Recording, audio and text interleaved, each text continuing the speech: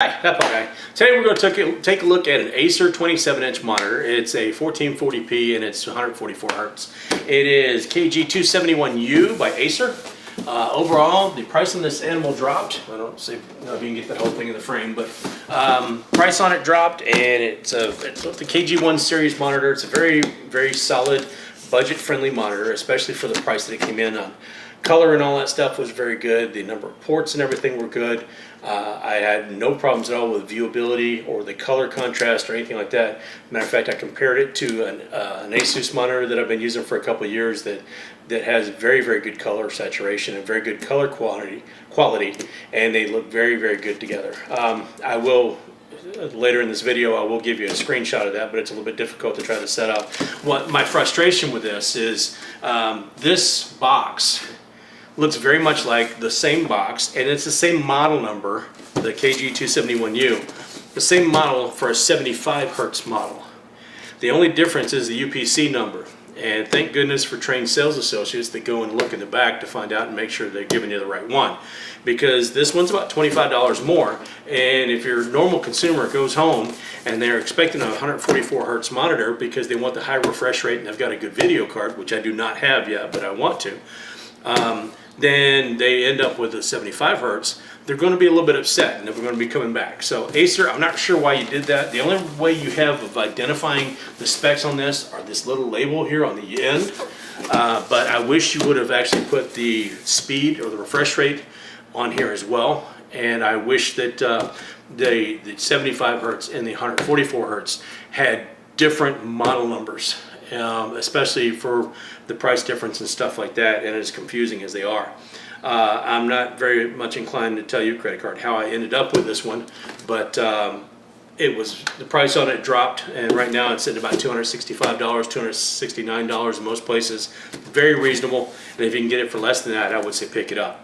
The next part of the video, we're going to give you a little bit of a shot of it and show you the monitor itself. I have to do that from a different angle, but suffice to say, I'm pleased with most of it. One thing I'm not pleased with, besides the labeling in the box, is the sound quality. It does come in with built-in speakers. They are very, very tinny. They do not sound very good at all, and it really, I was surprised that it automatically defaulted to that sound when I hooked it up to the display port to my PC. So that's something you might have to check when you go to hook it up. It does have two HDMIs. It does have a display port on the back, of course the power and all that stuff. And the picture quality is excellent. Sound quality, yeah, we're not buying it for the sound quality anyway. We're buying it for the picture quality and the refresh rate. So good budget buy for the price. And like I said, coming up I'll show you a little bit of a shot of the monitor itself. So that's what you got there. Okay, so currently I do have it set to 1080p, just so it matches up with the monitor next to it. The color saturation is pretty close to both of them. I could make some more adjustments to get them to match more closely, but for the time being I went ahead and just got them close, and I was taking a look at that. Now I can go through and change the resolution on both monitors, or on this particular monitor, but I was more interested in the beginning just to go ahead and show the controls are right down here. They were easy to find, easy to use. I didn't have any issues whatsoever. Of course there's the volume.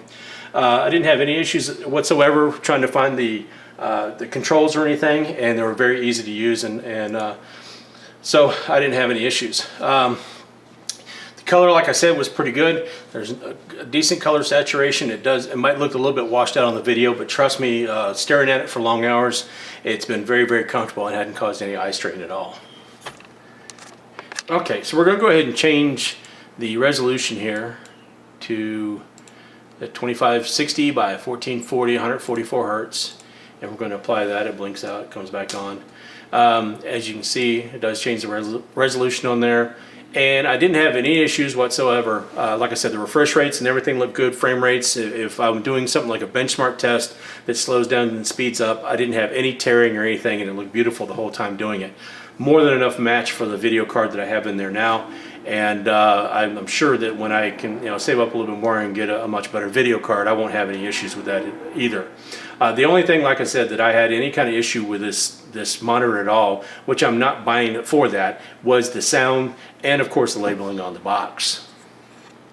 Okay, so it comes down to 3 questions, and maybe it's more of an overview than a review, but I would like to think it comes down to, am I glad I did it, would I do it again, and where can I find it? Well, right now you can find it at most anywhere like Newegg, Micro Center, Fry's Electronics, and all that stuff. Plan on spending about $265, $269 plus tax on it. If you're looking at it and you find one for like $240 or $245, make sure it's not the 75 hertz model, because like I said, they're labeled, they look like they're labeled the same, have the same model number and everything, so it does get a little confusing there.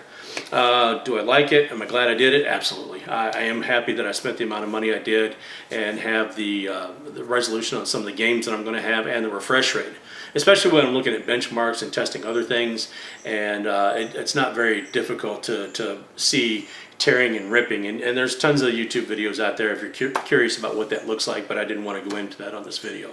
I'm more interested in just kind of the overview of the setup. And would I do it again? I would. I might have waited just a little bit longer and maybe not have put it on my credit card. Did I say that out loud? But yeah, I would have gone ahead and bought it, especially because right now I have kind of a need for it. And so I did go ahead, and I'm glad I did it, and I would do it again. So overall, like I said, everything's positive. Wasn't too happy with the way it was labeled, a little bit confusing. I really wasn't happy with the sound, but I'm not using the sound on it anyway. Do take into account though, folks, that that sound, when you go to hook it up to the display port, it tries to automatically configure sound, so you might have to turn that back off. But other than that, folks, that's what I got on that one. It's pretty positive, so I would definitely do it again.